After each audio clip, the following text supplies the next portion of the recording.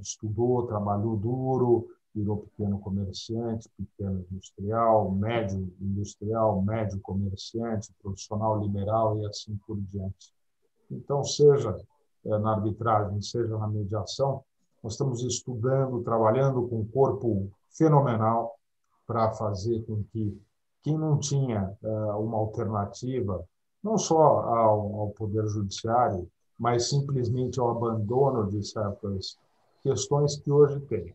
Quero fazer também um agradecimento especial à nossa parceira na divulgação, a Space Money, Central de Comunicação e Investimentos, na pessoa do Gustavo Magaldi e do Fábio Murad, que está sempre conosco também.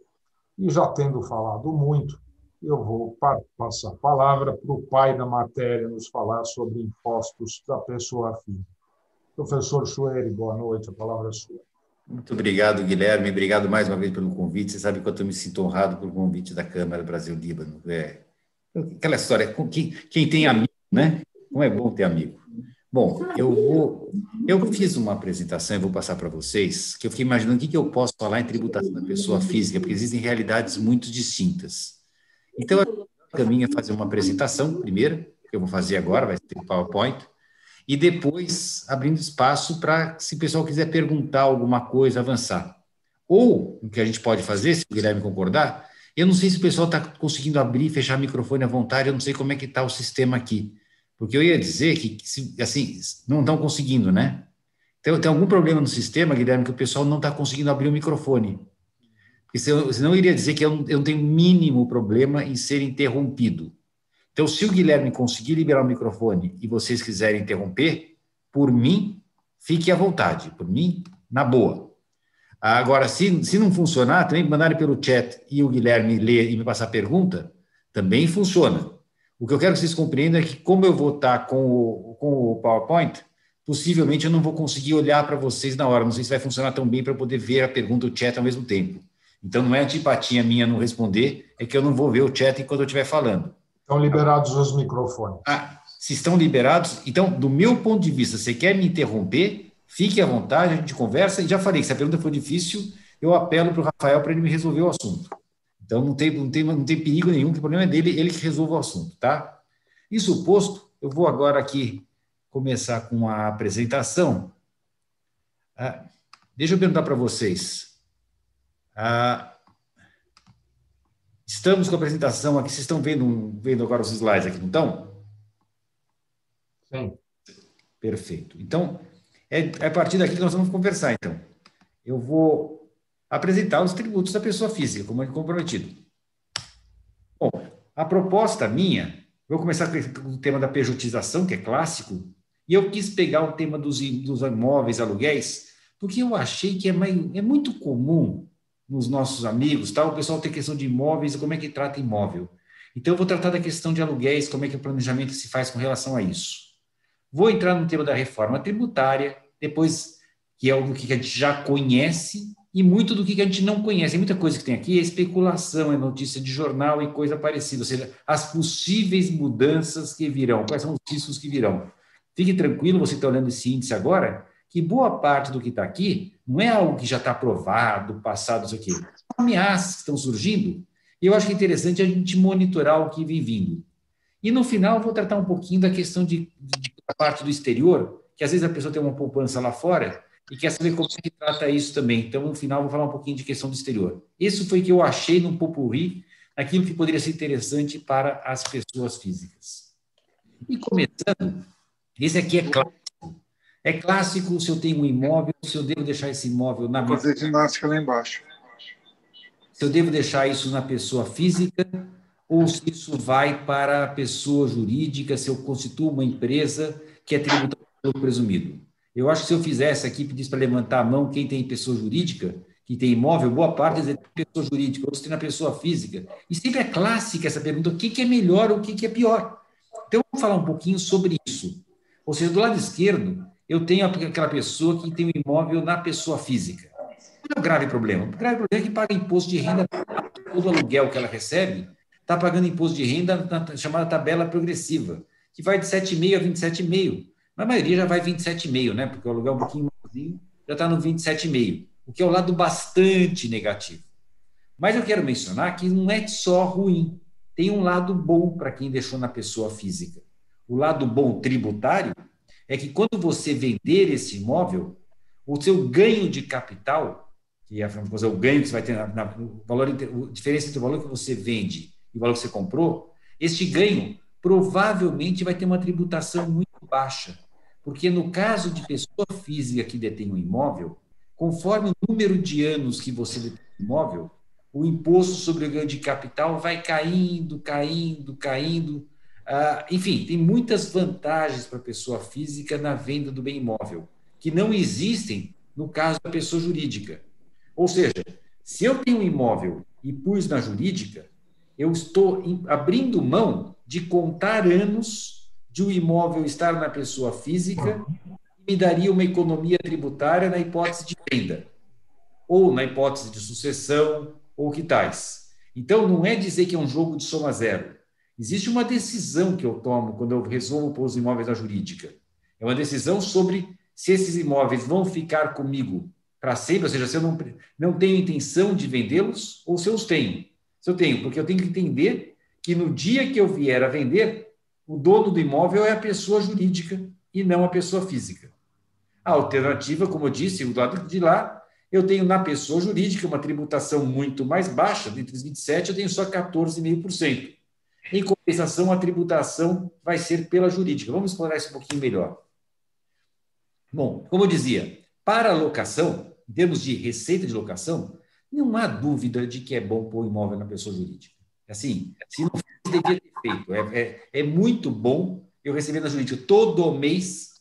Você que não passou para a jurídica, você está pagando 27,5 quando podia pagar 14. A diferença é brutal em termos de imposto de renda. Eu estou falando de questões hoje completamente legais, não há qualquer problema com relação a isso.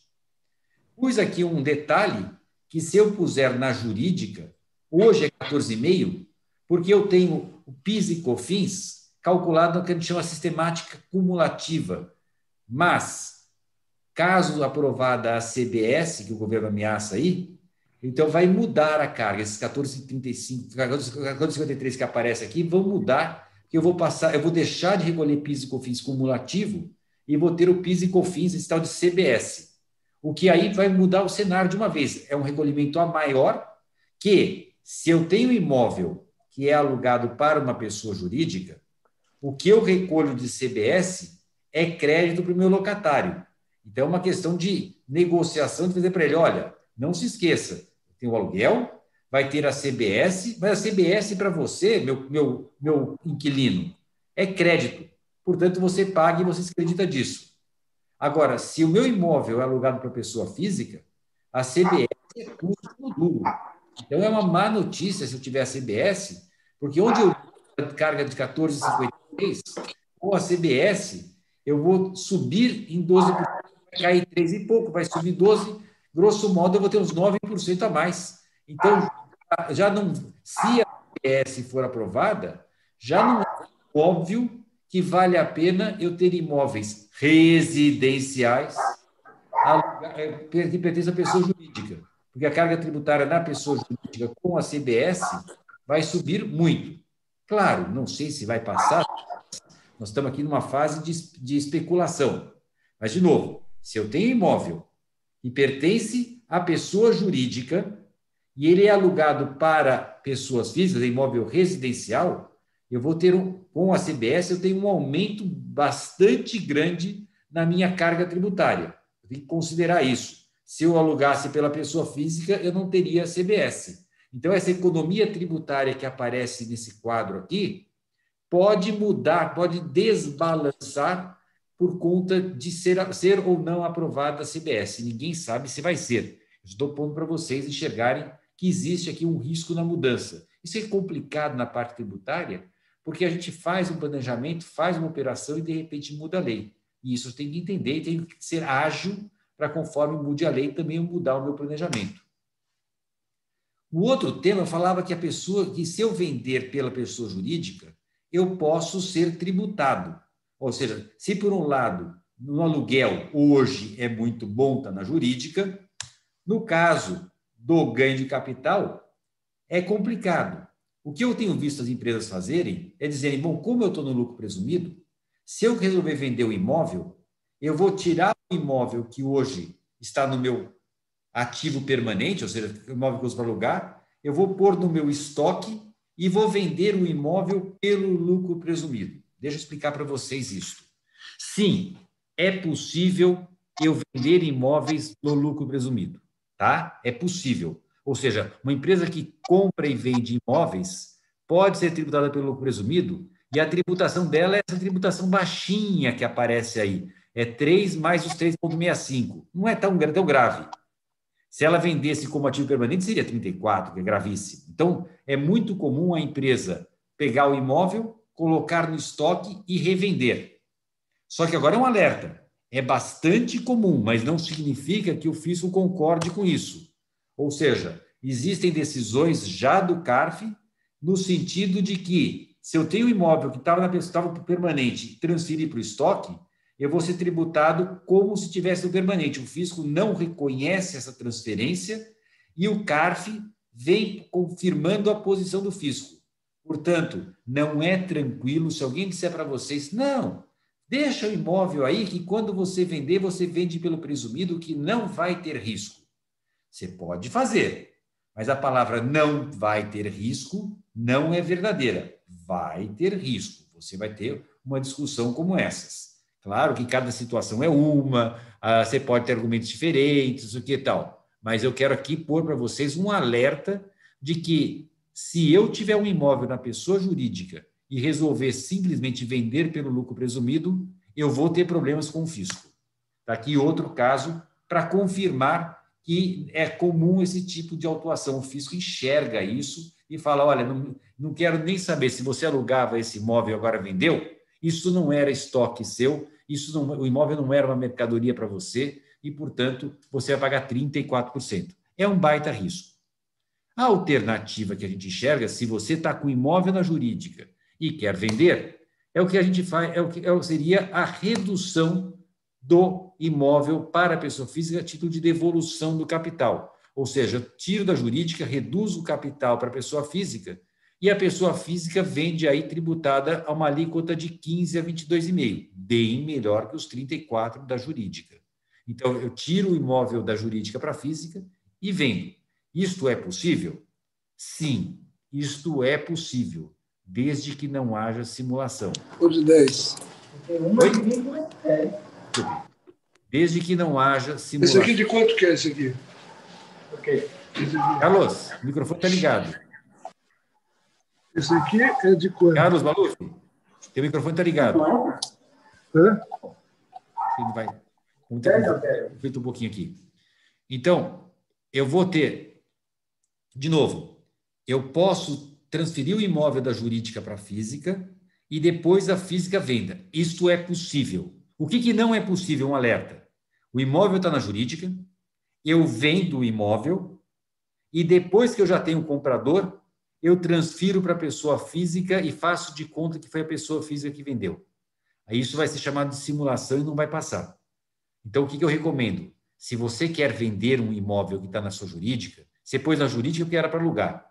Você quer vender? Primeiro tira o imóvel da jurídica, põe na física e depois anuncia o imóvel. Tá? Não me vai fazer anúncio do imóvel para vender, etc., etc., enquanto o imóvel está na jurídica, porque senão você vai ser acusado de simulação. Se você fizer o passo que eu te recomendei, primeiro você tira e só depois você põe à venda, me parece defensável, veja, existe lei expressa permitindo que eu reduza o imóvel, reduza o capital e transfira a pessoa física, e o CARF, pelo menos em posição majoritária, tem endossado esse tipo de operação. Então, é algo que pode ser feito para você, pelo menos, não ser tributado tão alto na jurídica.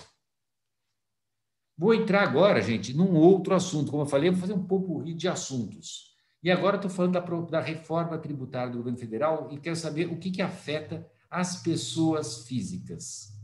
Bom, o governo está propondo, entre as outras coisas, essa ideia de reduzir o imposto das pessoas jurídicas em compensação tributar dividendos. Vou falar sobre isso daqui a pouco. Então, esse assunto, vou entrar mais em detalhe, porque tem muita gente me perguntando como é que vai ser essa tributação de dividendos. Outras medidas que ele anuncia é que ele vai tirar as deduções de educação e de saúde. Já me perguntaram se isso seria constitucional, esperando que eu falasse, não, isso é inconstitucional. E eu decepciono muita gente, eu digo, olha, claro, não, tem uma Pacífico, tem pessoas de peso dizendo que isso seria inconstitucional, mas eu vejo argumentos para dizer que não existe um direito, assim, sem lei, não haveria essa dedução, porque o legislador quis, mas o legislador poderia tomar uma decisão diversa, sim. Então, pode ser que essa medida venha a ser tomada, o que vai, claro, afetar muito a classe média, principalmente porque nós deduzimos nosso plano de saúde, e o governo iria cortar essa dedução de plano de saúde. Eu acho aqui um risco bastante grande de aumento da carga tributária da boa e velha classe média. E outra questão, essa que o governo toda hora ameaça, tem tudo para fazer, mas sempre volta atrás, são os fundos fechados que hoje em dia têm um monte de benefícios fiscais e toda hora eles falam assim, vamos acabar com isso, mas não acaba. Vamos acabar com isso, não acaba. Já houve tentativas no Congresso e o Congresso foi rejeitando, mas vai estar voltando aqui essa ideia de acabar com esses benefícios para os fundos fechados. Mas isso aqui, como estou pondo... Oi, Beth, que bom. A Beth é minha sócia da área de Wealth, e ela também vai dar cola aqui se tiver alguma dúvida forte. Agora estou mais tranquilo agora, que além do Rafael, tenho a Beth aqui comigo. Bom, o que eu estou falando para vocês, gente, isso aqui é, por enquanto, nós estamos falando em notícias de jornal. Então, não tem projeto de lei nem nada, é tudo expectativa. Eles falam, vamos fazer, promete, sempre põe datas, 15 de agosto. De 15 de agosto não passa, passou. E vai passando, eles vão empurrando, mas estou expondo para vocês a expectativa. Eu lembro quando a gente combinou essa palestra aqui, a ideia era, vamos deixar para setembro, porque até lá já saiu o projeto. Não saiu, né? O Ricardo vai lembrar, a ideia era setembro que já vai ter saído, não saiu e a gente está trabalhando com expectativa. Bom, mas eu falei para vocês, um tema bastante importante é esse da tributação de lucros e dividendos.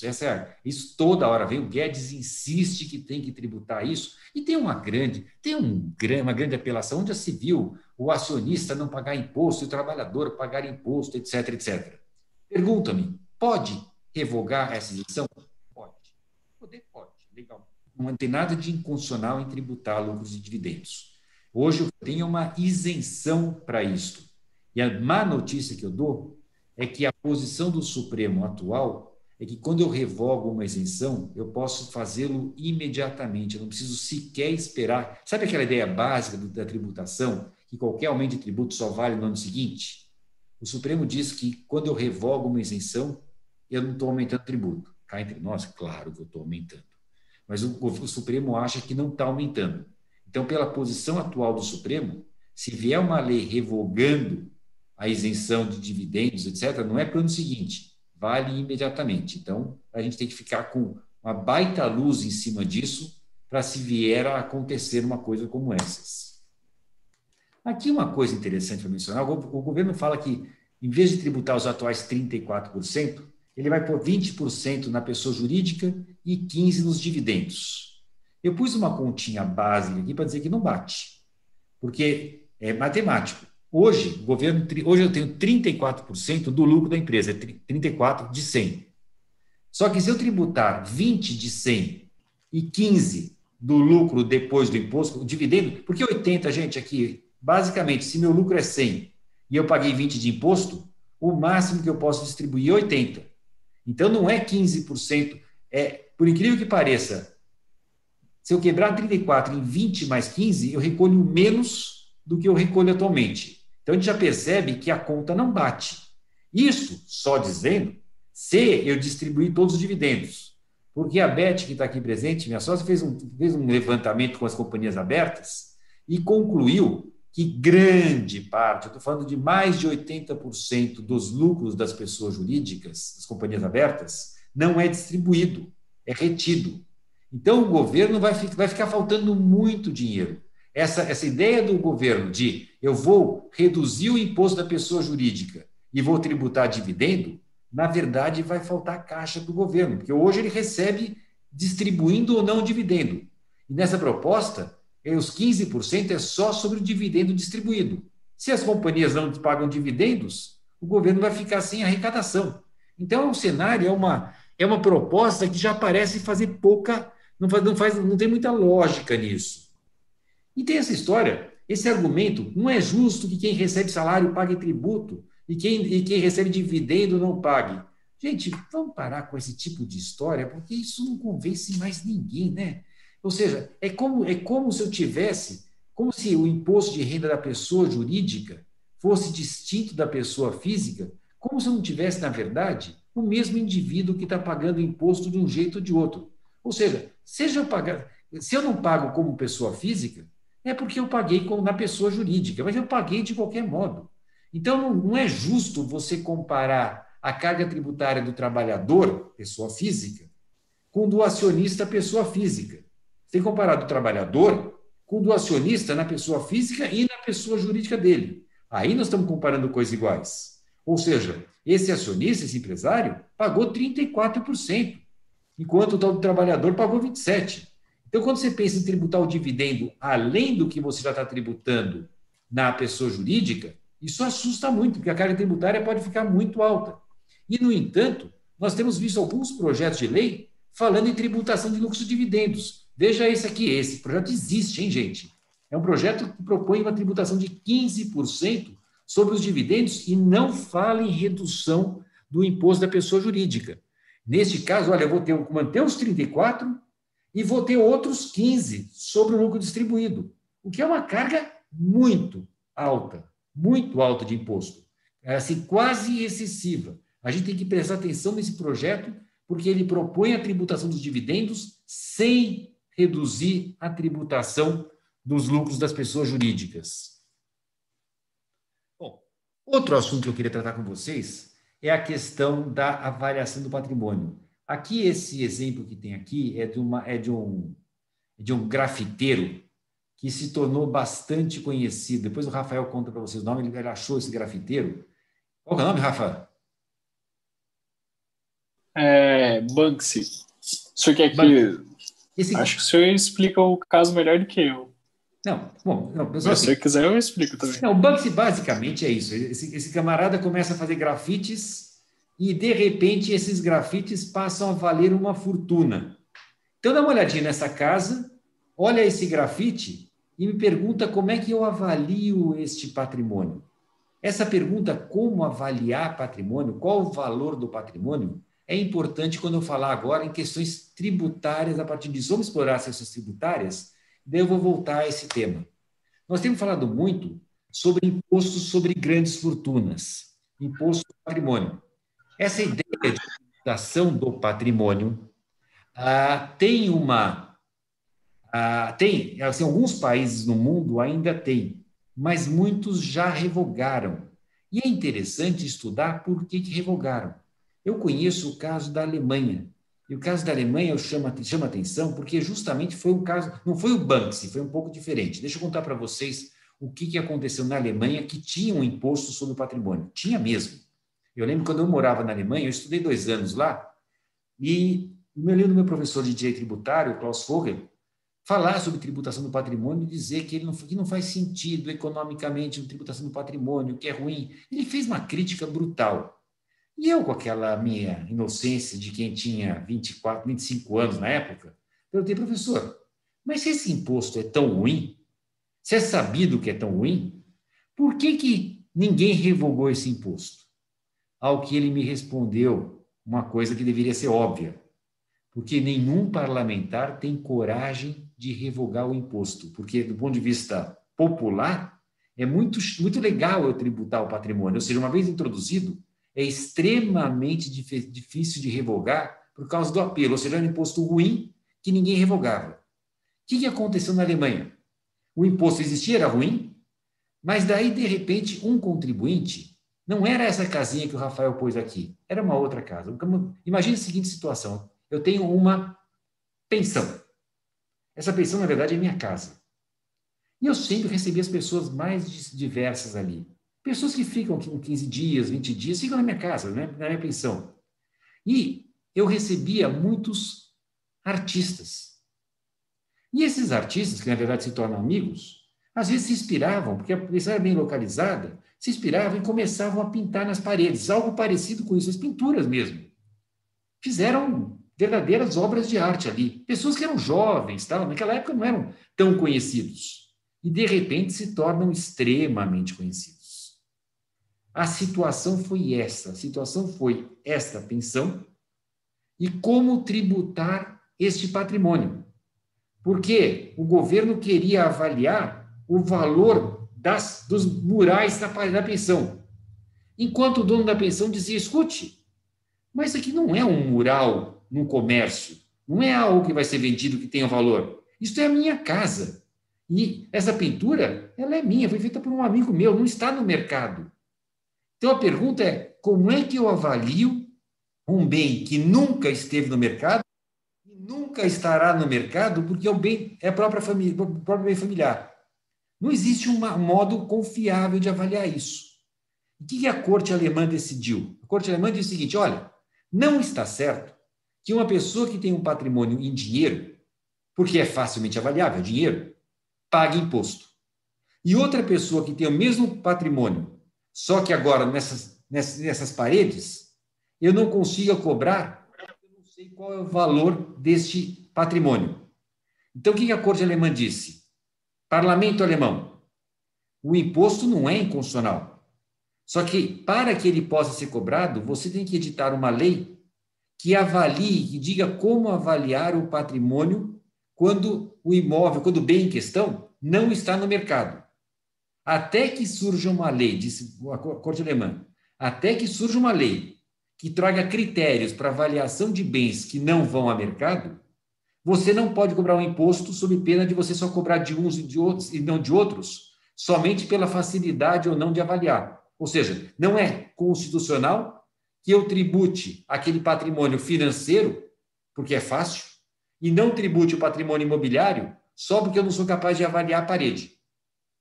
Então, você, parlamento, me edite uma lei e daí você pode começar a cobrar. Na prática, o parlamento alemão nunca editou tal lei, então o imposto, na prática, já não é mais cobrado da Alemanha. Isso, em regra, a gente vai verificando um direito comparado, quem criou esse imposto foi afastando. França mantém, mas assim, é muito raro o país que ainda tribute patrimônio. De regra, a gente se cobra mais, porque ele é um imposto extremamente difícil de administrar por essas questões de avaliação e cuja arrecadação é pífia. Vamos ver aqui, olha, esses dois projetos de lei, eles são muito parecidos, eles vieram na época da Covid, propondo vamos tributar o patrimônio. A ideia seria cobrar a partir de 2021 uma cobrança temporária por 2 anos, um caso 2 anos, outro segundo, até que dure o teto de gastos. Esses dois projetos tinham em comum que tributavam pessoa física domiciliada no Brasil, no país, ou seja, você não tributa a pessoa jurídica, você tributa já diretamente o sócio. Você tributa a pessoa jurídica no caso de o sócio estar no exterior. Ou se eu tiver alguém domiciliado no exterior, devo verificar qual é o patrimônio no Brasil, que pode ser a pessoa jurídica, daí eu vou tributar. Fora isso, eu vou olhar sempre o indivíduo. E olha o valor. O valor é bastante razoável. Nós estamos falando em 22 milhões de reais. No modo como está o projeto, isso parece ser individual. Então, se eu sou casado, eu já posso olhar para os 22 e é muito fácil pensar em 44 milhões como patrimônio da família. Se eu tiver filhos, eu já começo a pensar em antecipar alguma coisa. Então, vocês verificam que muita gente vai escapando desse imposto. Esse imposto sobre grandes fortunas vai pegar mas muito pouca gente se aprovado. As alíquotas variam. Aqui, os projetos originais iam de 0,5% a 1%, como vocês estão chegando aqui. Tem uma proposta de emenda que aumentaria um pouco. Aqui as fatias é uma questão de progressividade, ou seja, uma grande parte é tributada aqui na primeira vez, uma grande parte, você tem a parte isenta, você tem uma parte que vai ser tributada a 0,5%, a 0,75%, e a 1% vai crescendo idem do lado direito. Então, vocês estão enxergando aqui a ideia de uma tributação progressiva sobre grandíssima fortuna. É bom que a gente conheça essas cifras, porque às vezes a gente fica muito assustado com a tributação, então é bom entender quem vai ser atingido e quando vai ser atingido. Vai ser atingido aquela pessoa que, na verdade, se o imposto vier, essa pessoa vai começar a hesitar muito se vale a pena pagar esse imposto, se vale a pena deixar até o país, gente, para ser muito claro. Nós estamos falando de pessoas com patrimônio de 50 milhões de reais, o que é bastante dinheiro em qualquer lugar do mundo. Eu diria que uma pessoa que tem 50 milhões de patrimônio tem independência para morar onde quiser. Então, a gente tem que enxergar como é que é a situação. Bom, propõe-se também aqui um empréstimo compulsório. Esse empréstimo compulsório, na verdade, era mais uma técnica para começar a cobrar neste ano mesmo, porque o pessoal estava com medo da Covid. Estamos falando, quando surgiu isso, a Covid estava, assim, as despesas assustando. Então, eu posso cobrar no próprio ano. Simples, eu não cobro imposto, cobro um empréstimo compulsório nesse ano e a partir do ano que vem eu cobro o imposto. Mas aqui foi só provisório. Bom, o tema da questão de avaliação de imóveis, de patrimônio, também é interessante para outro grande risco que a gente tem visto na tributação das pessoas físicas, que é a questão de impostos sobre heranças e doações. Porque, de fato, tem circulado, eu mesmo já recebi em grupos de WhatsApp informações desse projeto de lei desse deputado Paulo Fiorilo. Só para informação, este projeto de lei que tanto circulou não é do governo Dória, é da oposição. Portanto, do ponto de vista político, o risco disso se concretizar não é tão grande assim, já que não é um projeto do governador. Se fosse o governador, seria diferente. Mas o que ele está trazendo aqui? Primeira questão é o PGBL e VGBL, que hoje não são tributáveis, e eles pretendem agora tributar também o PGBL e VGBL. Tem uma grande discussão se é possível tributar o caso do VGBL, porque, e está aqui o Carlos Maluf para nos dizer, VGBL é seguro e não herança. Então, se o imposto é sobre duas transmissões causa-mortes, se eu faço um VGBL, que é um seguro, e depois eu morrendo, meus filhos recebem o valor da VGBL, não é muito óbvio que isso possa ser considerado como imposto sobre herança, imposto sobre transmissão causa-mortes. Transmissão causa-mortes é um conceito de direito privado. E o Carlos Maluf, que é nosso titular de direito privado, vai nos dizer, olha, o valor do VGBL não entra no inventário, não existe uma transmissão daquele valor, existe um seguro sendo pago. Então, essa ameaça de cobrança da VGBL, no mínimo, vai gerar um monte de briga ser criada. Segundo ponto que eles querem criar, e que também me parece difícil, aqui, também do ponto de vista civil, são os frutos e rendimentos do espólio. Porque, do ponto de vista do direito privado, e mais uma vez eu estou aqui chamando o Carlos Maluf para ele confirmar isso, a sucessão ocorre no momento da morte. Ou seja, os valores que forem acrescidos ao espólio depois da sucessão já são dos herdeiros, não são mais do decujus. Se eu estou falando do imposto de transmissão causa-mortes, a transmissão é apenas daquele valor que era do decujus. Então, o valor que o espólio vier a receber depois não é objeto de uma transmissão causa-mortes. Então, mais uma mudança que querem fazer, que eu diria que nós vamos ter, se adotada, vamos ter bastante briga. E, finalmente, eles querem que, na hipótese de eu fazer uma doação com reserva de usufruto, apesar de eu doar com reserva de usufruto, eu seria tributado sobre o valor total, ou seja, eu entreguei para você, doei só a nua propriedade, reservei o usufruto.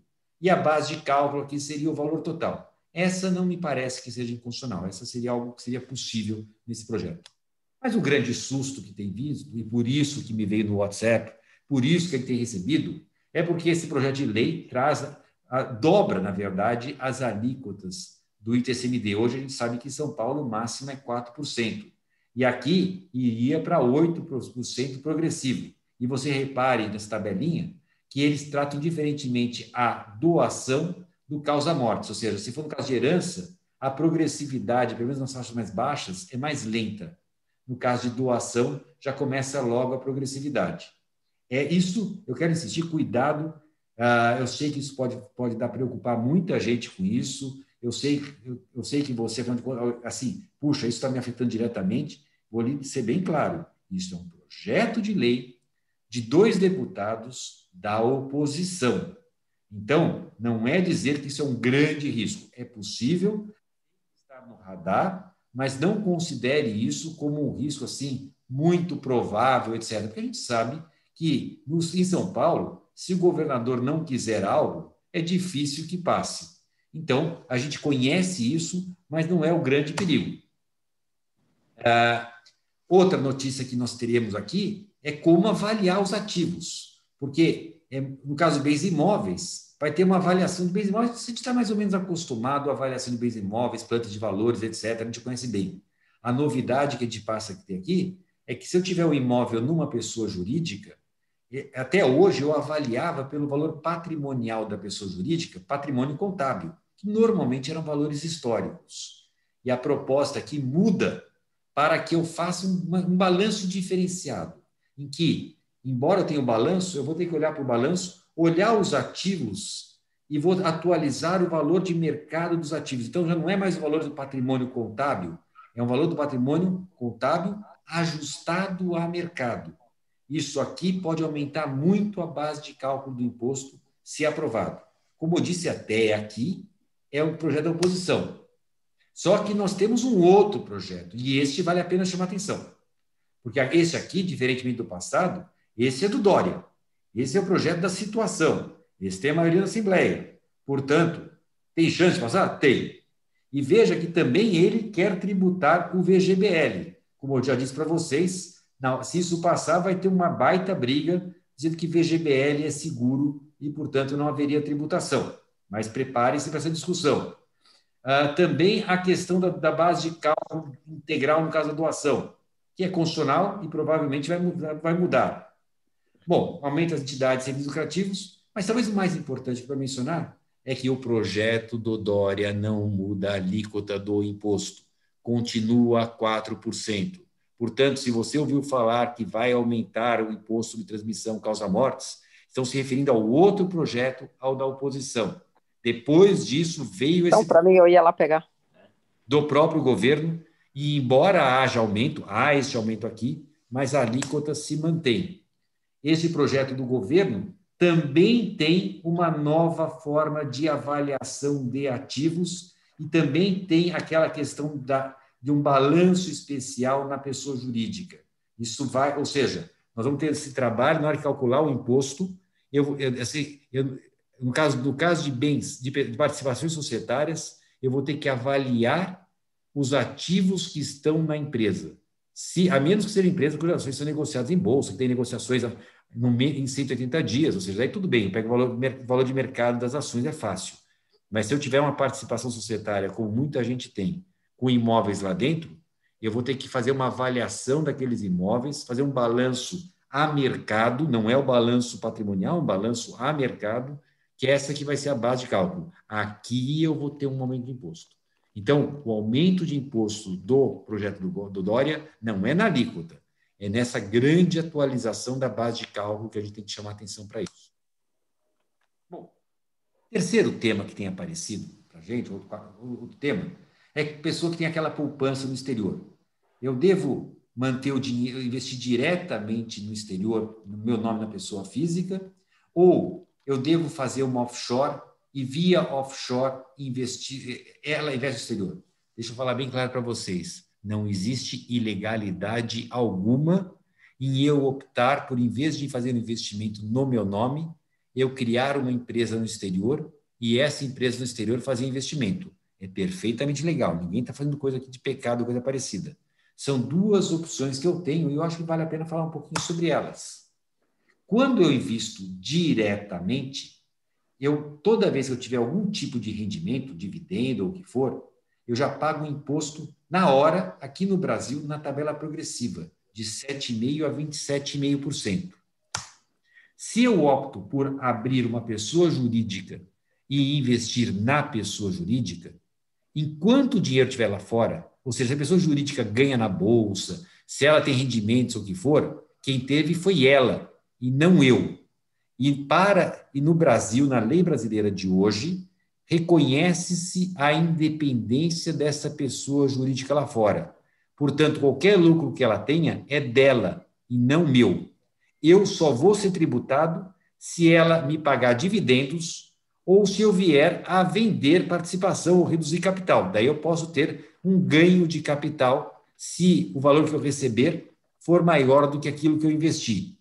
Então, de novo, quem vai fazer aplicações financeiras, quem vai ter ganhos, o que não sou eu, é a empresa do exterior, que é minha, mas é ela que faz. Então, enquanto o dinheiro estiver lá fora, ela estiver aplicando, reaplicando, ela pode ganhar uma fortuna. Eu não pago nada. Mas eu tenho que entender que o dia que eu extinguir essa empresa, ou no dia que eu trouxer o dinheiro para o Brasil, no dia que eu usar aquele dinheiro, daí eu sou tributado como ganho de capital, como eu estou pondo aqui, com a alíquota de 15% a 22,5%. Bom, se eu fizer uma aplicação direta na pessoa física, eu mantiver um recurso no exterior sem qualquer tipo de rendimento, daí não há dúvida que a variação cambial que eu tiver não é tributada. Eu estou isento, ou seja, se eu fizer uma aplicação financeira em dólar e mantiver o dinheiro lá em dólar, a variação cambial não é tributada.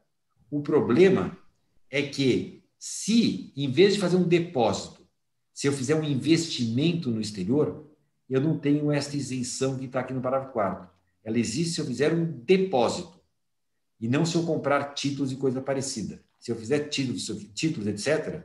Então, se eu comprei ações da Microsoft, como assim? Eu comprei, o dólar estava a 2, e eu comprei ações da Microsoft. As ações da Microsoft valorizaram. Você já espera pagar imposto sobre a valorização dela, sem dúvida. Só que tem um detalhe. Além de a ação valorizar, o dólar valorizou. Então, eu tenho duas questões. Uma é o rendimento, é o dividendo que a Microsoft me paga, que eu sou tributado. Mas eu quero chamar a atenção de que, como a própria ação, o valor em reais dela sobe porque o dólar subiu, não é mais 2, hoje é 5 e pouco, esse ganho de capital que eu tenho, essa variação cambial também é tributada no Brasil. É bastante perigosa, então, a decisão de eu fazer investimento pela pessoa física. O depósito não remunerado, o fisco reconhece que não se tributa. Se o depósito for remunerado, nós temos algum tipo de discussão. Eu, cá entre nós, acho defensável que o legislador, deixa eu voltar atrás, o legislador fala em depósito no exterior, ele não fala depósito remunerado ou não remunerado. Então, eu penso que se eu tiver um depósito remunerado ou não, mas depositado numa instituição financeira, eu tenho isenção. O fisco diz, só se o depósito for não remunerado. Se o depósito for remunerado, você não tem isenção. Eu discordo do fisco. Então, do meu ponto de vista, se eu tiver o dinheiro no banco, então eu vou pôr meu dinheiro no Citibank, depositado, e o Citibank me paga um jurinho lá qualquer. O valor depositado, a variação cambial, não é tributada por conta desta isenção em lei. Mas estou alertando, o fisco pensa diferente. Me parece ilegal a posição dele. Bom, outro tema de pessoa física que a gente tem visto com frequência, eu queria trazer, é o pessoal que aproveitou aquela anistia, o tal do RER7, e que regularizou o valor que tinha no exterior. Muita gente quer saber como é que eu trato essa questão, já que eu regularizei, como é que eu trato isto?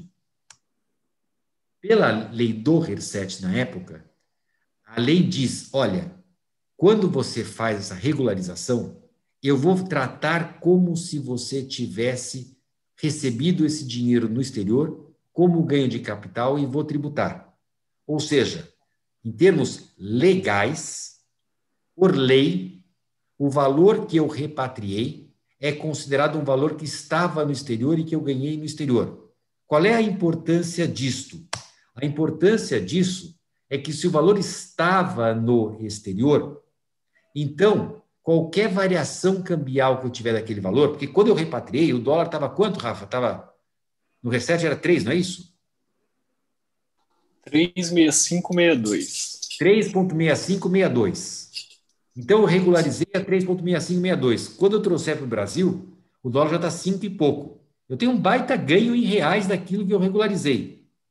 Mas, como por ficção jurídica, aquele valor que eu regularizei é considerado que já estava no exterior, A lei é expressa. O valor que já estava no exterior, a variação cambial está isenta. Portanto, sim, se eu regularizei naquela época e hoje tenho variação cambial, eu posso trazer para o Brasil e não vou pagar imposto sobre o ganho de capital por conta desse depósito no exterior regularizado. Eu vou pular isso aqui, Rafa, porque eu estou achando que nós vamos ter... Esse aqui é o último ponto que eu queria falar, é o tal do round tripping, que eu tenho visto também o pessoal que tem algum investimento fala assim, escuta, não é justo. Não é justo que quando eu faço aplicação financeira no Brasil, eu pago um monte de imposto. Agora, se um fundo do exterior investir no Brasil, ele tem um monte de isenções.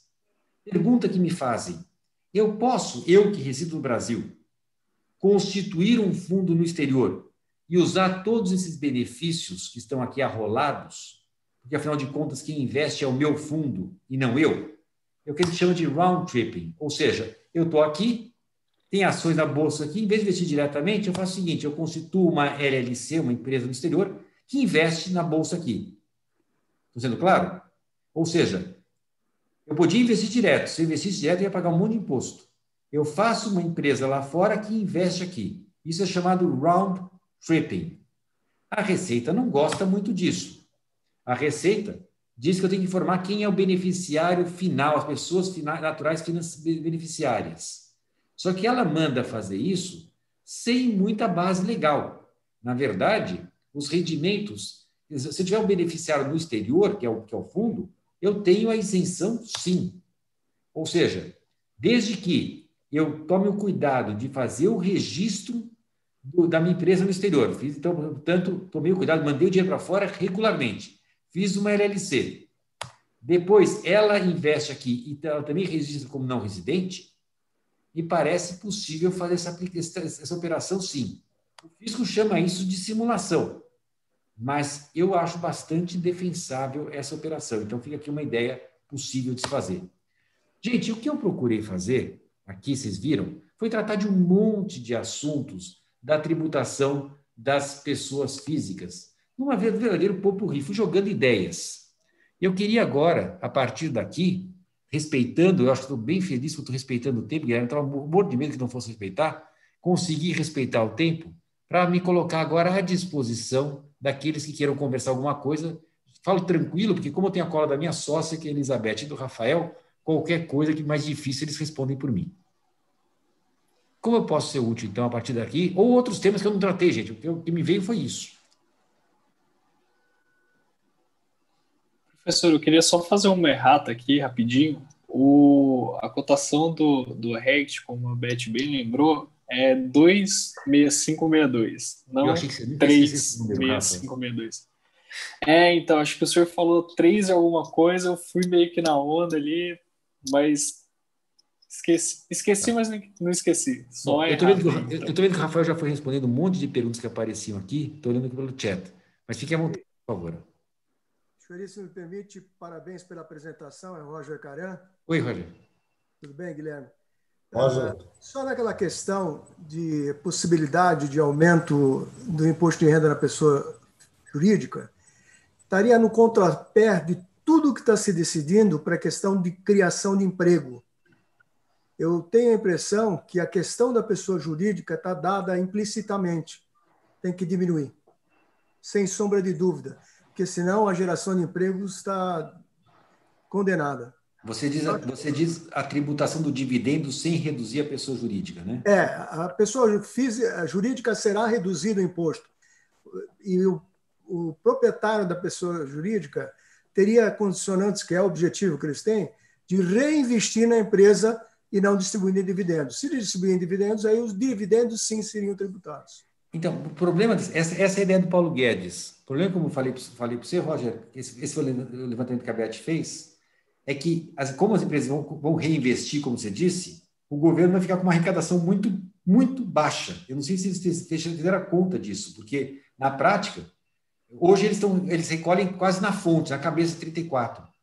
Então, como é que as contas do governo vão fechar se ele falar que só vai tributar quando a empresa distribuir dividendo? Eu fico assim, preocupado se fecha a conta.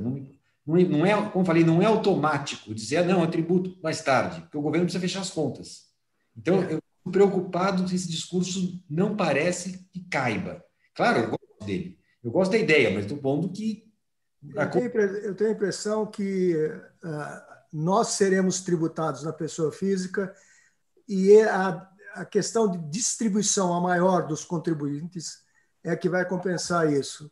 Mas a pessoa jurídica tem que ser protegida, senão não tem emprego. Bom, eu estou... Só fazer um rápido comentário, só com relação ao cálculo. O problema é que o que vem de arrecadação da pessoa jurídica, 88% vem por conta das SAs abertas. Isso é cálculo que a própria Receita Federal divulga. E essas SAs abertas costumam distribuir algo em torno de 9% de dividendos. Então, é nesse ponto que a conta não fecha. Por mais que se tribute a pessoa física, dificilmente a pessoa física consegue importar uma arrecadação próxima aos 34% da pessoa jurídica. Então, me parece que a forma disso fechar é através da polêmica tributação sobre movimentações financeiras, senão, efetivamente, a conta não vai fechar. Alguém vai pagar essa conta. O preocupante é que você, quando você reduz um imposto em algum lugar, o cobertor é curto, você vai ter que tirar de outro. E será que se o preço que a gente tiver que pagar for ter que introduzir a CPMF é extremamente ruim, é muito danosa para a economia. O Paulo Guedes está vendendo essa CPMF como sendo uma coisa não tão grave, ela é gravíssima. E ainda mais com uma arrecadação desse tamanho. Então, eu falo, a gente está ouvindo falar, e pior, eu acho, Roger, que é a vontade do governo, tem um grande apelo, é fácil de passar, mas na hora que vier a CPMF junto, a gente vai se arrepender do que está acontecendo. De qualquer modo, o objetivo aqui é mais pôr como um risco, o que a gente está vendo. Como falei, tem projetos de lei que estão falando em tributar dividendo e não estão falando em reduzir o IR-PJ, que aí é o pior dos mundos, aí eu tenho um excesso de tributação. E eu quis alertar porque nós temos projetos de lei nesse sentido. O governo fala em reduzir o imposto de renda da pessoa jurídica, mas não existe, por enquanto, nenhum projeto de lei do governo. Existe entrevista do Guedes. E o projeto de lei que a gente conhece, são esses que eu apontei ali, que não falam em redução da pessoa jurídica, não. Falam só em tributar dividendo, porque eles comparam, como eu disse, comparam o acionista com o trabalhador e não considera que essa renda já foi tributada na jurídica antes. É perigoso. Tenho duas, desculpa. Fala, Bessa. Tenho duas perguntas, Chueli. Bessa, tenho duas perguntas a fazer. Uma é o seguinte: muitos juízes hoje têm considerado o VGBL como investimento e têm mandado incorporar o VGBL no Montemor. Você diz que não é tributável. Eles encaram que o herdeiro, não sendo filho, sobrinho, por exemplo, seja herdeiro, ele tem que pagar o ITCMD sobre o VGBL. Em São Paulo? Em São Paulo. E eles recorrem hoje a um parecer do Supremo Tribunal Federal dizendo que VGBL é investimento quando não é nominado especificamente para os filhos. Quer dizer, sobrinho, neto, etc. Qualquer outro herdeiro é tributado. Eu sei dessa discussão no Rio de Janeiro, porque o Rio de Janeiro prevê São Paulo. a situação que está acontecendo lá. Em São Paulo, eu tinha a impressão, e você está me desmentindo, de que o problema não existia porque a lei paulista não tributaria o VGBL. Então, você está me desmentindo isso. Então, você tem uma ideia ao ponto que eu estou. Como o VGBL é seguro, me parece bastante difícil eu falar em tributação do VGBL atualmente. Mas, assim, o ponto é esse. O PGBL ele é investimento. O VGBL, eu preciso passar na primeira fase da natureza jurídica disso. Ele é seguro ou não é seguro? Eu faço um plano com natureza de seguro ou não? Ele me parece, isso me disseram os civilistas, sabe que eu não sou civilista, civilistas que o VGBL é seguro. Me diga uma coisa, se for seguro, não há como tributar. Então, a pergunta é anterior. O VGBL, como você disse, é um investimento ou é um seguro? Carlos Maluf está aqui para, de repente, nos responder isso. Mas se for seguro, sendo seguro, não há como tributar. Farid, teu microfone está ligado. Espera aí. A segunda pergunta, Schwerer, é o seguinte. Você, todo ano, é obrigado, com investimento no exterior, a fazer a declaração ao Banco Central. Sim. Naquela declaração ao Banco Central, você tem uma empresa, Schwerer Limited, nas Bahamas. A sua empresa, digamos, tem um determinado número de investimento lá. No ano seguinte, você pode ter duplicado o investimento. Quando você declara para o Banco Central, você multiplica pelo dólar que eles determinam no dia 31 de dezembro. Como é que fica isso? Não tem problema nenhum. Uma coisa é assim, não existe nenhuma relação entre o valor que você declara para o Banco Central, que é o valor de mercado, e o valor para o imposto de renda, que considera custo de aquisição. Pode ficar tranquilo. Existe um descompasso mesmo. Você declara para fins do imposto de renda o valor de aquisição histórico, você não atualiza o valor da empresa, você mantém o valor histórico no dólar da época, na declaração de imposto de renda da pessoa física. Você só atualiza para o Banco Central. São propostas diferentes, não se preocupe com isso. Você não atualiza para o imposto de renda? Não, pelo amor de Deus, não. Você não atualiza. É custo histórico. Você só vai atualizar quando repatriar e, como eu disse, vai tributar o ganho de capital. Você não atualiza, não. Você põe o valor histórico. Bom. Não, é isso. Moeda estrangeira, né, professor? Sim, moeda estrangeira. Estou falando de moeda estrangeira. Mas a instrução da Receita Federal é você pegar o valor da empresa, o balanço da empresa no exterior e multiplicar pelo valor do dólar no 31 de dezembro daquele ano. Não. Não é não. Beth, está aqui a Beth, que é especialista. Não, é sempre custo de aquisição. Essa informação a respeito do balanço só serve para fins de Banco Central. E eu acredito que esse ano, a partir do ano que vem, a gente vai ter menos conflito, porque o Banco Central agora aumentou, em vez de 100 mil dólares, a obrigatoriedade de entrega de declaração vai ser de $1 milhão. Então, talvez tenha um pente fino na origem. Mas não, é histórico.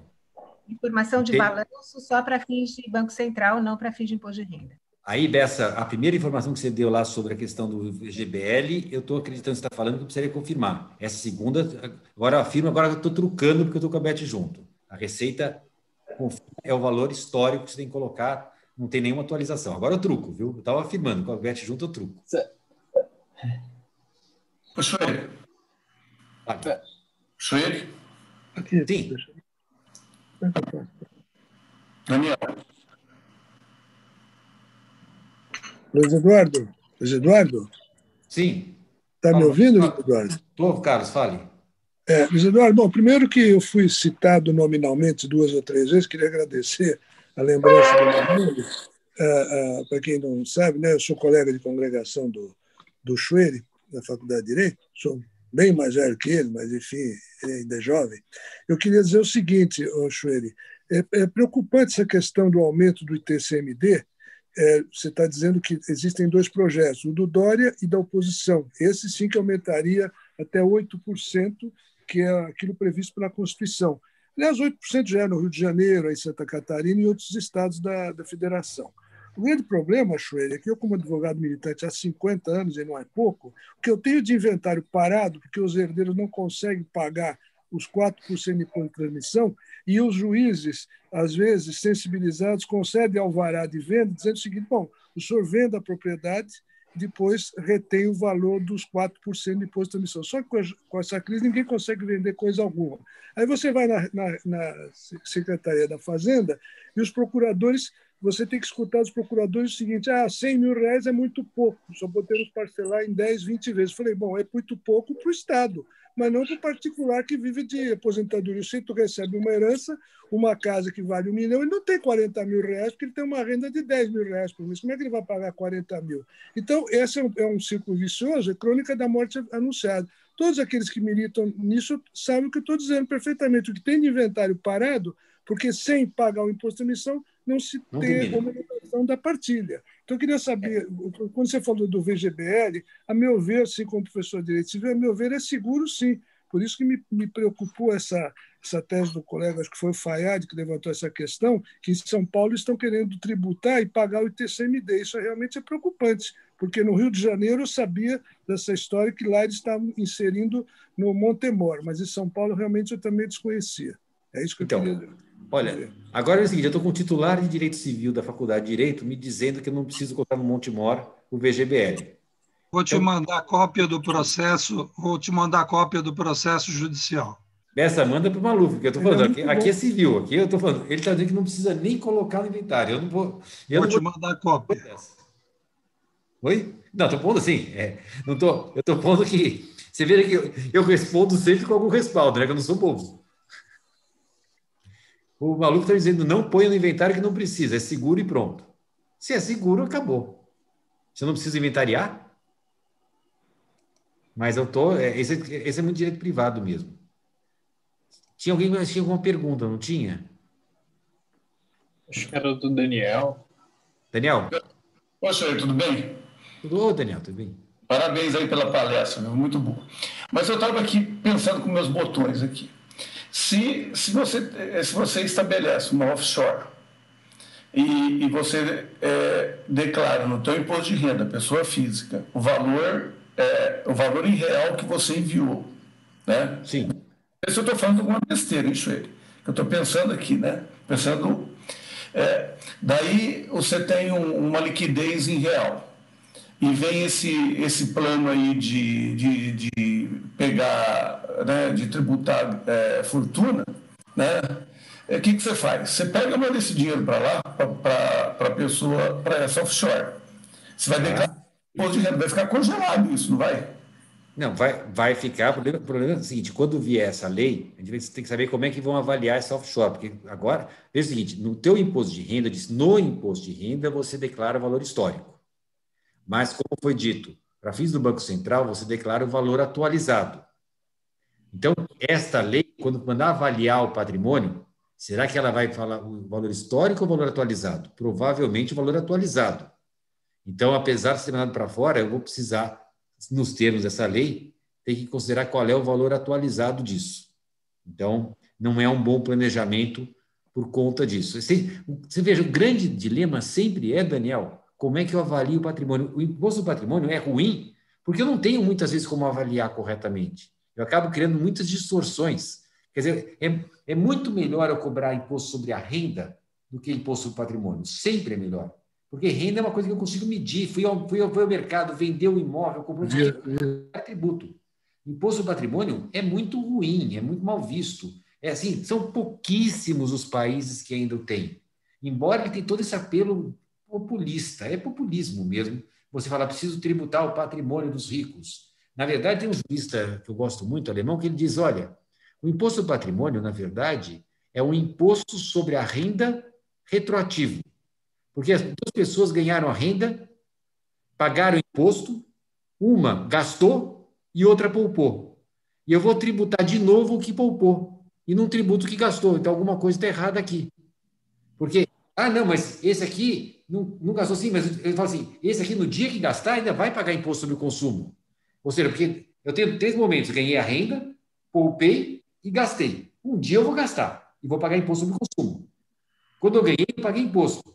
Mas eu tenho um imposto porque eu poupei. Ele, além de tudo, tem um quê de ilógico numa economia como a nossa. Quer dizer, nós temos um problema enorme de falta de formação de poupança. Nós temos muito pouco investimento no Brasil. E quem estudou um pouco de economia, está aqui o Roger para nos corrigir aqui, para falar do fator multiplicador que o investimento gera na economia. Eu preciso estimular a poupança e não punir quem poupa. Ele é ruim em todos os sentidos.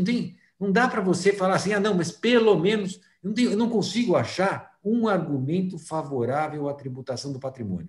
Como não acho nenhum argumento favorável, Roger, à tributação do CPMF. São coisas que eu falo, peraí, vá de retro, me inventa outra coisa. Eu não tenho problema de pagar imposto de renda. Eu tenho problemas enormes com isso daí. Valeu, Sueli, obrigado. Sueli, em homenagem eu falando aqui, em homenagem ao bom debate, eu fiz um levantamento rápido a respeito do VGBL. O que aconteceu foi o seguinte: realmente o Tribunal de São Paulo tinha entendimento sobre a tributação do ITCMD pelo VGBL, mas recentemente o STJ, Superior Tribunal de Justiça, se manifestou entendendo que o VGBL não pode ser tributado pelo ITCMD. Então já temos uma decisão em nível de STJ não aceitando a tributação do VGBL pelo ITCMD. Tá? Em homenagem ao debate, fiz a pesquisa rápida. Mas tem uma pergunta aqui, Sueli, da equipe da Space Money, mas do lado genérico da coisa. Lembrando que o governo federal está apresentando a reforma tributária de forma parcelada ao Legislativo. E, diante disso, já é possível ter ideia do impacto global para as pessoas físicas? Não é possível, e até é ruim que a gente comece a pensar em impacto global quando a gente fala em reforma tributária, Guilherme. Eu estava falando hoje de manhã com o pessoal sobre isso. Eu dizia, reforma tributária é um problema estrutural. A carga tributária é um problema momentâneo. Ou seja, a reforma tributária apenas vai redistribuir quem paga, mas não vai ter... A ideia da reforma não é necessariamente aumentar ou diminuir, porque o governo vai ter que arrecadar o suficiente para os gastos dele. E vai haver um rebalanço vai haver ganhadores e perdedores. Mas já é possível medir tudo? Não, eu nem conheço. Por enquanto, eu sigo que criar a CBS. Eu tive informações de que essa CBS vai passar essa coisa, ou seja, parece que o parlamento quer insistir na PEC 45 mesmo. Então, ou seja, nós nem sabemos qual vai ser a reforma tributária. Então, responder é muito cedo para antecipar qualquer coisa. E o Vias, o microfone está aqui. O imposto é maior. Então, a gente já começa mal porque a compra e venda é simulada. E, além disso, você acaba trazendo uma... Pronto. Está aqui. E tem outra para você. Agora, falando da CBS, a alíquota de 12% e o impacto que ela vai ter, ou espera-se que ela tenha, sobre o setor de serviços. E como é que isso pode influenciar diretamente os preços para as pessoas físicas? Como é que o custo de vida vai reagir a esse impacto sobre os serviços? E se a solução para recuperar a arrecadação passa necessariamente pelo aumento de carga tributária? Bom, vamos lá. Em primeiro lugar, tem muita boa parte do setor de serviço. Vamos fazer de conta que a CBS passou. Como eu disse, não sei se vai passar. Vamos fazer de conta que passou.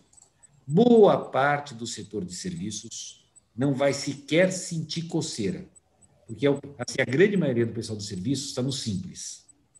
E o pessoal do Simples não vai mudar nada. Então, o manicure, o barbeiro, aquele prestador de serviço individual que a gente conhece, ele não vai mexer nada porque ele está no Simples. Não vai mudar para ele, tá bom? Daí eu tenho uma outra parte grande do setor de serviços, onde inclui, inclusive, o meu escritório, que presta serviço para pessoas jurídicas. Então, sim, a transação é tributada, só que o valor que é cobrado de CBS é crédito para o meu cliente. Ou seja, eu vou continuar cobrando meus honorários do mesmo modo. Se você prometer me pagar 100, você vai me pagar 100 de honorários. Só que na hora vai vir 12 a mais que você vai ter que me entregar para eu levar para o fisco. Só que você vai ter, com isso, um crédito para usar nas suas operações, porque nós estamos no meio da cadeia. Então, também nesta parte, o setor de serviços que presta para a pessoa jurídica, claro que vai ter uma época de discussão, sempre tem argumentação, assim, claro que vai ter uma discussãozinha comercial. É assim, eu tenho procurado, deixa eu falar para vocês, quando eu falo em reforma tributária, eu penso como é que vai ser em 2025, não como é que vai ser em 2021. Porque é claro que vai ter um desequilíbrio inicial até as situações se equilibrarem. Mas se eu quero pensar em reforma tributária, eu tenho que pensar em como é que eu quero o meu país no futuro, e não como é que eu quero acertar a minha conta do ano que vem. Então, o serviço que presta a pessoa jurídica não faz diferença. Sobrou o serviço para a pessoa física, que basicamente que a gente vai sentir muito, escola e plano de saúde. É grosso modo que a pessoa física vai ter tributação. Aqui, sinto muito, pessoa física, você vai ter que aprender que quando você ganhar 100 de renda, você vai pagar 2 impostos. Um que se chama imposto de renda e outro que se chama imposto sobre consumo, que é a CBS. Não me interessa no que você vai gastar. Toda vez que você desembolsa, ou seja, já considere, se você ganhou 100, ficou 10 de imposto de renda, você pensa que tem 90, saiba que, na verdade, você tem 78, porque 12 vão para o fisco. Vão no dia que você gastar, mas não interessa no quê. Não é que o setor de serviço vai ser tributado, é que você, consumidor, vai ser tributado quando você pagar o serviço, quando você pagar a mercadoria, quando você pagar a mensalidade do seu clube, quando você pagar quando você pagar a mensalidade da Câmara de Comércio do Brasil-Líbano, você vai pagar. Desembolsou, você vai pagar 12%. Então, o enfoque não é se o setor de serviço vai pagar ou outro setor vai pagar. O enfoque é nós, consumidores, temos que saber que 12% da nossa renda está condenado a ir ao fisco no dia que nós desembolsarmos, exceto se nós pagarmos por alguém simples, exceto se nós comprarmos um imóvel, ou seja, exceto algumas poucas isenções. A regra é que você, quando olhar para o seu saldo bancário e falar tenho 100, você não tem 100, você tem 88. Porque 12 estão lá para ir para o fisco alguma hora. Você entendeu que eu estou mudando o enfoque e dizendo não é o setor de serviço que está pagando, é o consumidor que vai pagar 12%, não interessa o que ele compre. Você tem nos ensinado isso desde a primeira vez, o ano passado, e aí eu fico imaginando, a gente vê a discussão da reforma tributária avançar e recuar no diálogo dos seus atores, executivo e legislativo. Isso aí, salvo engano, corresponde a uma grande mudança de cultura. Na sua opinião, o Brasil está pronto para isso ou nós vamos ficar nessa discussão interminável? Essa pergunta é bastante difícil. Eu tenho visto uma resistência brutal de pessoas inteligentes, muitos com interesses, vamos dizer, tem muita gente que tem interesse aqui no jogo. E, claro, nós estamos falando de política. Cenário de política tem interesse, você pode dar desculpa que quiser, mas tem interesses aqui no meio. Tem gente que está pagando muito pouco. Tem gente que hoje paga muito pouco e tem gente que paga muito. E quando você redistribui, e vai haver ganhadores e perdedores, sim, não os fornecedores, nós, consumidores. Hoje, Guilherme, você que advoga para companhias aéreas, pessoal do mercado aéreo, do setor de serviços. Hoje, a tributação de quem compra uma passagem aérea é muito baixa em relação à pessoa que compre, sei lá um mouse de computador. Quer dizer, hoje é muito melhor eu pagar por um serviço que eu pagar por uma mercadoria, porque o serviço tem ISS e a mercadoria tem ICMS, IPI, etc. Mas será que é justo? Será que o critério deve ser o que eu compro e não quem eu sou? Afinal de contas, eu sou a mesma pessoa, tenho a mesma renda. Só porque eu optei por contratar serviço, eu vou pagar menos em relação ao que eu contratei de mercadoria? Eu acho que essa discussão, assim, a sociedade está madura, nós temos que ser explícitos com isso.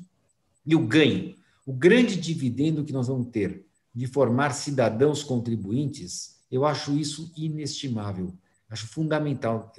Você sabe, você testemunha, eu tenho militado por essa mudança. O que eu tenho pedido é que a gente não confunda carga tributária com o sistema tributário.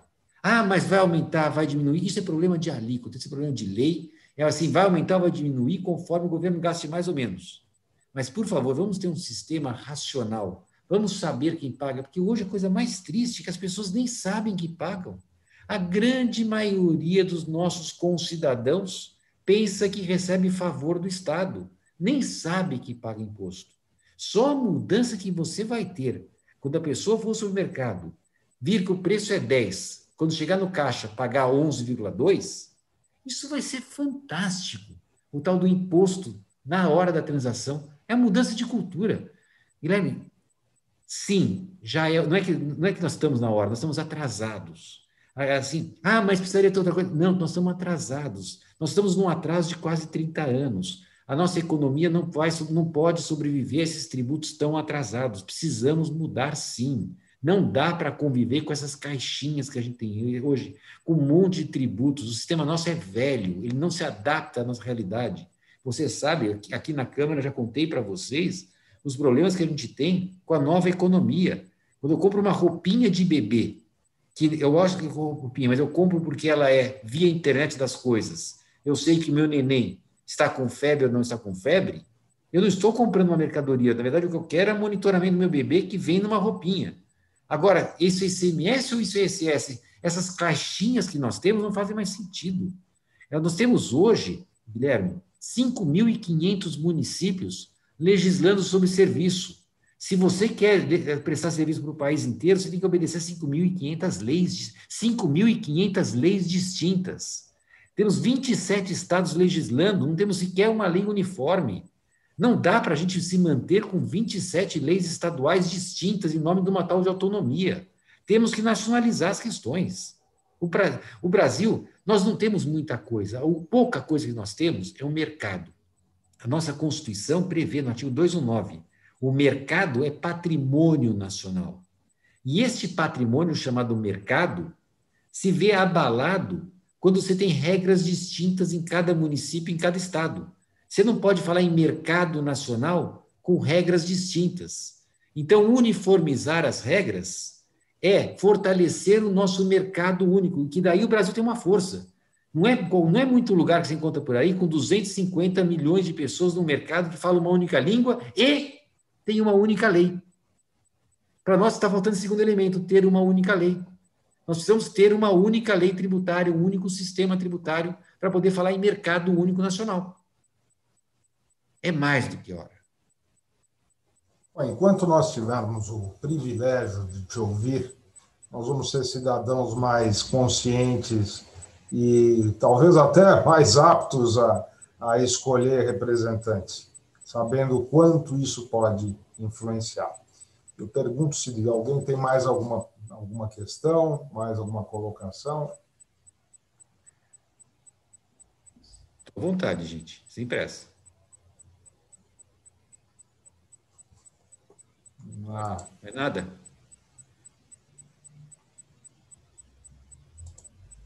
Então. O Roger acho que está enudecido. Bom, enfim, de qualquer forma, grande alegria. Nós vamos correr atrás de você oportunamente, e você sabe que não vai demorar, vamos deixar a situação desenvolver um pouquinho. Quero te agradecer imensamente, você que também é árbitro da nossa Câmara de Arbitragem e Mediação, está nos ajudando a construir essa história. Então, mais uma vez, muito obrigado. Eu agradeço mais uma vez o convite. Você sabe que eu fico envaidecido pelas suas palavras, Guilherme, mas como todo mundo te conhece, Guilherme, todo mundo sabe que você é um gentleman, então a gente já desconta e pronto. Obrigado a todos que te prestigiaram aqui e espero poder ter sido útil para vocês. Parabéns. Parabéns, Guilherme. Obrigado. Grande abraço. Grande abraço, meus queridos. Guilherme, os cumprimentos, Guilherme, Luiz Eduardo também. Carlos, um grande abraço. Obrigado pela sua contribuição e presença. Caiu a bateria aqui, por isso que apagou uma hora ali, mas agora restabeleceu. Muito obrigado, Guilherme. Um abraço. Muito obrigado, Carlos Alberto. Boa noite a todos. Parabéns, abraço grande. Parabéns a todos. Adriana, obrigado. Muito obrigado a todos. Lúcio, eu não quero esquecer de ninguém aqui, mas muita gente bacana, muita gente importante aqui nos ouvindo. Até uma próxima. Chueri, brigadíssimo. Grande abraço. Cuidem-se todos e uma boa noite. Boa noite.